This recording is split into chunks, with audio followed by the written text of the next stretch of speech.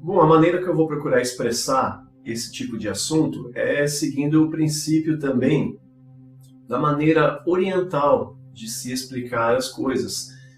Seja tanto a parte oriental no que diz respeito aos povos que vieram da Mesopotâmia, né, ou a parte oriental, no caso israelita, muçulmana, como a parte oriental também asiática, porque eles sempre explicam os fins das coisas olhando para as suas origens. Você encontra isso na literatura, na fala, nos ensinos. Eles sempre olham para as origens para explicar a continuidade e o final das coisas. Então esse assunto ele trata sobre o fim da vida.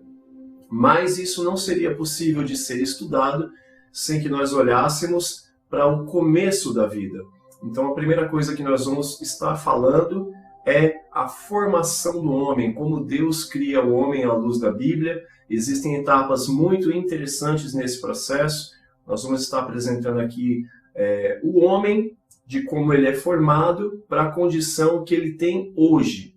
Tá? E nós vamos estar transitando por alguns textos.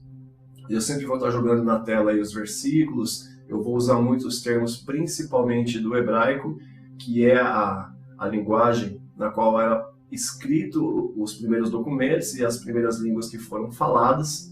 Tá? Então eu vou estar apresentando muitas informações do hebraico, porque nós não podemos olhar para uma maneira como o povo vivia, se comportava, falava e escrevia sem entender os contextos da época, a língua da época. Nós brasileiros, por exemplo, quando nós temos que estudar livros que remetem a tempos passados da nossa própria história, nós vamos encontrar aí linguagens diferentes, com expressões idiomáticas diferentes, com expressões contemporâneas diferentes. Comete-se um erro muito comum, por exemplo, de anacronismos, né? Se você olhar, por exemplo, para a Bíblia, e hoje você ler a Bíblia e você vê a palavra, por exemplo, abrir o livro desta lei, e você figurar na sua mente um livro como nós conhecemos hoje, um livro nessa posição, com essa distribuição por páginas, com capa contra capa, você vai estar cometendo um anacronismo. Porque o livro, no conceito deles, na época deles, eram pergaminhos enrolados e selados com cera. Então, para eles, aquilo era um livro. Então, nós temos que tomar esse cuidado. O que para eles, na época, por exemplo, você vai encontrar em textos da época medieval, algumas menções como pega esta caneta e escreve aquilo que eu te digo agora, como muitos reis faziam. A caneta para eles, depois você vai ver, era a pena que era tomada de árvores e molhada com tinta e escrita. Isso você até vê facilmente em seriado, mas eu não posso imaginar uma caneta dessas do nosso tempo que nós usamos.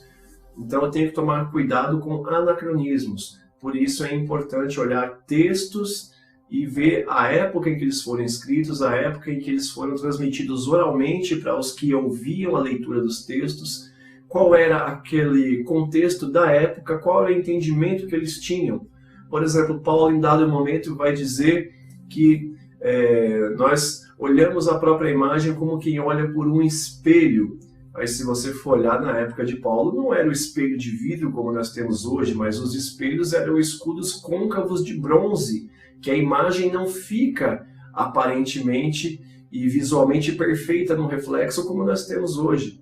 Paulo ele fala ali que nós vemos em parte conhecemos, em parte profetizamos, porque nós vemos distorcido como que por um espelho. E aí você vai olhar por que ele fala que o espelho é distorcido, porque eram escudos côncavos de bronze e eles eram ali polidos com areia para que ele pudesse ter um brilho maior e tentar trazer uma imagem mais definida. Então, veja que se nós pensarmos nesse texto hoje, Paulo disse que o espelho estava distorcido, mas o espelho, a imagem é perfeita. Mas o espelho, na época na qual ele escrevia, para as pessoas da época que ouviam, não era o espelho que nós temos hoje.